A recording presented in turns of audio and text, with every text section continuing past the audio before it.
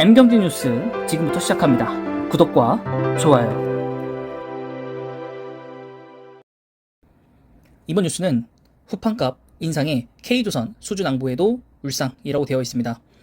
자, 배를 만드는데 사실 후판값이 굉장히 중요한데요. 이것이 또 한 번 인상이 되면서 최근 거의 테슬라 전기차 값 올리는 것처럼 정말 너무나도 쉽게 후판값들을 인상을 했습니다. 물론 철강업계가 그만큼 이제 협상에서 우위권을 가지고 있었기 때문에 어느 정도 예상이 된 결과이지만은 지금 러시아 쪽 선사와도 좋지 않은 상황에서 후판값 인상까지 돼버리면서 지금 수주를 굉장히 많이 했음에도 불구하고 지금 굉장히 좋은 상황이 아니다라고 좀 볼 수 있겠습니다.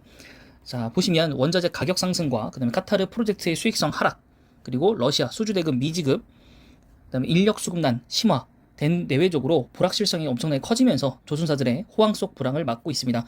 속빈 강정이라고 보셔도 될 것 같습니다. 최근 선박용 후판 가격을 협상을 마무리를 했습니다. 지난해 톤당 50만원 가량 오른 데 이어서 상반기도 10만원 안팎이 인상이 됐고요. 그 다음에 이제 더 오른다고 하는 것이죠.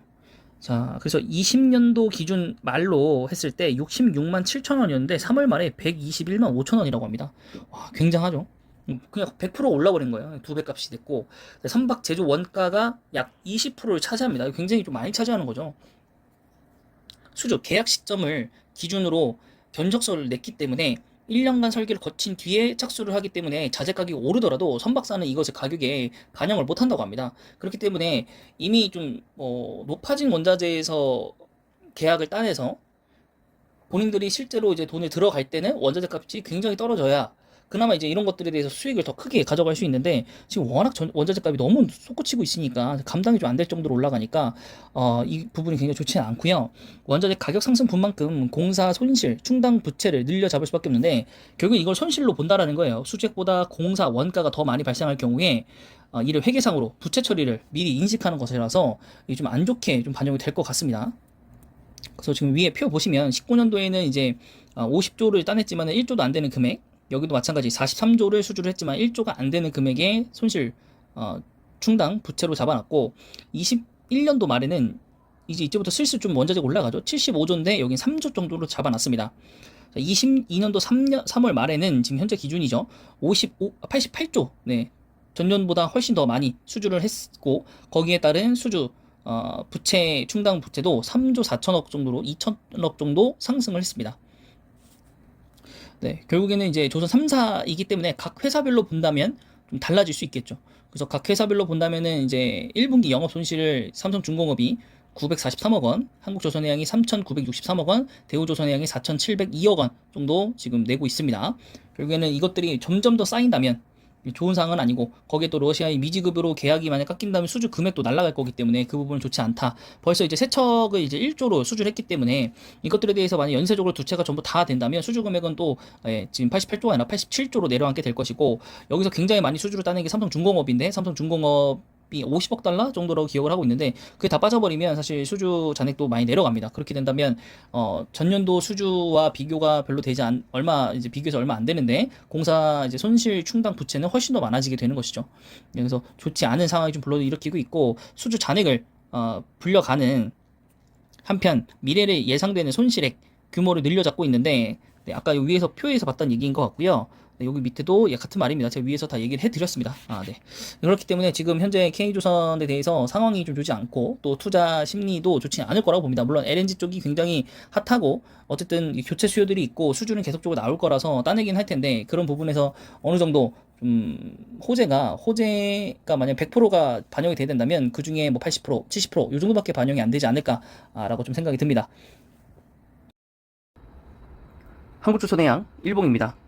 자, 오늘 장도 좀 좋지는 않습니다. 개인만 사고 외국인과 기관은 좀 매도를 합니다.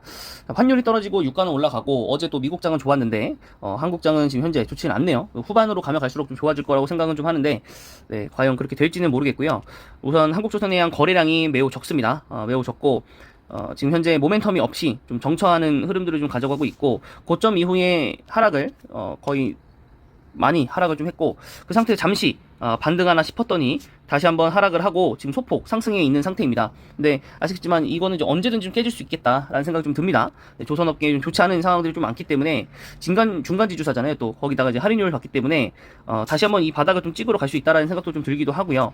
뭐 연이은 소식이 없다면, 좋은 소식이 없다면, 네, 요렇게 지금 상승 흐름을 가져가고 있던 것들이 꺾이면서 다시 한번 하락의 모멘텀으로 변경될 수도 있겠다라는 생각이 좀 들기도 합니다. 최근 외국인이 계속적으로 파는 흐름이 나오고 있고요. 물론 기간은 중간에 한번 팔긴 했지만은 그래도 순매수의 흐름을 가져가고 있습니다. 네. 그래서 재무제표는 사실 조선주는 좀 보기가 좀 어렵죠. 그래서 향후에 이제 수익이 어떻게 되는가, 수주장고 이런 것들을 확인을 좀 하셔야 될 것 같고, 근데 이제 수주는 많이 따내긴 했지만 한국조선해양이 과연 이제 러시아 선사랑 얼마큼 계약을 맺고 있는지, 그게 얼마큼 이제 취소가 되는지에 따라서 좀 주가의 흐름이 좀 결정되지 않을까라는 생각이 좀 있습니다. 다음은 현대중공업이고요. 다행히도 현대중공업 같은 경우에는 이제 러시아 선사의 계약이 거의 없다라고 하더라고요. 그래서 제한적일 것이라고 보고 있기 때문에 현대중공업에 대한 실적은 괜찮겠다. 그래서 오늘 2% 정도 상승하는 흐름이 나오지 않았나. 네, 그래서 최고점 찍고 이후에 지속적으로 모멘텀 없이 흘러내리다가 네, 다시 한번 지금 바닥권에서 다시 상승의 흐름을 좀 가져가고 있고, 네, 정말 좋은 종목이었죠. 수익을 주기가 정말 좋은 종목. 10만원 이하에서 떨어지기 시작하면서부터 네, 계속적으로 매수하면 다시 한번 수익 주고, 또 적당할 때 매도하고 10만원 이하 내려가 돼서 매수했으면 지속적으로 네, 상승을 주면서 또 마지막까지 수익을 줬을 종목이고, 저는 딱 한 두 번 정도 네, 수익을 내고 나왔었고, 네, 요 흐름에서는 이제 들어가질 못했죠. 그걸 좀 아쉽고, 자, 월봉상으로 보시면 쭉 하락을 했다가 바닥 찍고 올라갔다가 지금 다시 한번 바닥이기 때문에 요 바닥이 언제까지 내려올지, 또 그 바닥이 내려오고 나서는 그 지하를 뚫을지 요것도 확인을 하시고 들어가셔야 될 것 같습니다. 근데 뭐 현재 상으로 봤을 때는 뭐 더 내려갈 것 같다 뭐 이런 느낌이 들지는 않아요. 물론 여러 가지 그 악재들이 있긴 하지만은 뭐 현대중공업이 뭐 IPO 당시 끌어왔던 자금들도 있고 뭐 하기 때문에 뭐 그렇게 크게 문제는 없을 것 같고요. 코스피 38위 시가총액은 10조가 넘습니다. 10조가 넘고 현재 지금 흐름을 보시면 기간이 요때 대량 매수를 들어왔었기 때문에 현재 흐름까지는 이제 매수세라고 보시면 될 것 같고, 외국인도 마찬가지로 이때 이제 대량 매수를 들어왔기 때문에 이렇게 팔다고 최근 기조가 판다고 하더라도 일주일간은 지금 상승 흐름을 좀 가져가고 있다라고 좀 보시면 되겠습니다. 예, 오늘자 뉴스와 어제자 뉴스 보시면은 수주 소식이 좀 들려올 것 같다 뭐 이렇게 나와 있고, 또 5월달에도 굉장히 많은 수주들을 달성을 했었기 때문에 현대중공업에 대해서는 굉장히 긍정적인 흐름으로 차트들이 움직이고 있습니다. 자, 다음은 대우조선해양 보겠습니다. 네, 기업 결합에 실패했죠. 그러고 나서 굉장히 좀 모멘텀이 없이 바닥까지 좀 떨어진 느낌이고요. 정말 바닥은 이제 18,300원이 있는데 지금 종가상으로는 거의 진짜 찐바닥이 거의 다 다가왔고, 여기가 깨지면 어디까지 내려갈지는 솔직히 감당이 되지 않습니다. 정말 만원대까지도 내려갈 수 있는 그런 정말 비극적인 상황인데, 대우조선해양은 정말 어떻게든 그 파이법을 해결을 해야 되고, 한국조선해양 같은 경우에는 대우조선해양 인수할 그 금액을 가지고 빠르게 자금 순환을 시켜서 다른 데 좀 투자를 하면서 주가를 좀 부양을 시켜야 되는 상황이고요. 대우조선해양은 정말 이제 어떻게 될지 모르는 상황입니다. 코스피 133이고요. 그다음 2조가 넘는 회사이고, 국가에서 이게 사는과 하는에서 과연 이거 어떻게 처리해 줄지 좀 상황을 봐야 될 것 같고, 기간은 이제 대량 순매도고 외국인도 대량 순매도라고 보시면 되겠습니다. 좋은 상황이 하나도 있지 않는 상태이고, 재무표를 보더라도 다 그죠? 좋지 않고, 그 다음에 이제 대금 이쪽도 이제 좋지 않습니다. 러시아와 이제 계약되는데 이것도 한 척도 벌써 이미 날아가고, 두 척이 날아가면 벌써 수주 금액이 1조 이상이 날아가는 거기 때문에 굉장히 좋지 않은 상황이다. 그래서 대우조선해양은 좀 당분간은 매수를 좀 하면 안 되지 않을까라고 좀 생각이 들고요. 현대미포조선 같은 경우에 제가 쇼트 영상을 올려드렸지만은 중형급으로 해가지고 지금 굉장히 수주를 많이 일으키고 있고, 중형선들이 대형선을 수주를 하는 것보다 이 실적 반영되는 것과 이 수급이 들어오는 게 굉장히 빠르다고 합니다. 당연히 대형보다는 중형이 더 빨리 만드니까요. 일봉상으로 이때도 마찬가지 같이 수주 흐름에서 높이 올라갔다가 그 흐름 없이 지금 소폭 하락했다가 다시 수주 소식에 의해서 상승, 다시 하락, 지금 다시 약간 조금 횡보세를 좀 걷는 느낌. 여기서 이제 호재 하나만 뜨더라도 현대미포조선도 상승할 거라고 봅니다. 네, 조선사 중에서 현대미포조선도 괜찮습니다. 하지만 단기적으로 크게 오른 이후에 주가가 크게 떨어지지 않았었기 때문에 신규 매수가 좀 들어가기 좀 어렵다라고 말씀드린 거고, 외국인이 지속적으로 매도를 진행하고 있고, 기간은 팔았던 것들이 있기 때문에 요 흐름만 본다면은 이제 소량으로 좀 매수를 좀 했었다라고 좀 볼 수 있겠고, 말씀드렸지만 중형선, LPG선 이런 것들, 컨테이너선, PC선 수주 이후에는 별다른 건 없습니다. 1분기 보시면은 영업 손실이 좀 났기 때문에 또 이 부분도 좋은 상황은 아니다. 물론 전분기 대비해서는 축소했고, 하지만은 전년 동기 대비해서는 하락을 한 것이기 때문에 좋진 않다라고 볼 수 있겠고, 현대미포조선은 또 마찬가지 러시아 선사와 얼마만큼 계약을 했는가가 좀 중요한데, 아직 뭐 그런 얘기는 좀 들려오지 않아서 현대미포조선 그리고 현대중공업 지금 이렇게 상황이 좀 괜찮다라고 좀 보이고 있고, 삼성중공업도 지금 현재 좋지 않은 상황입니다.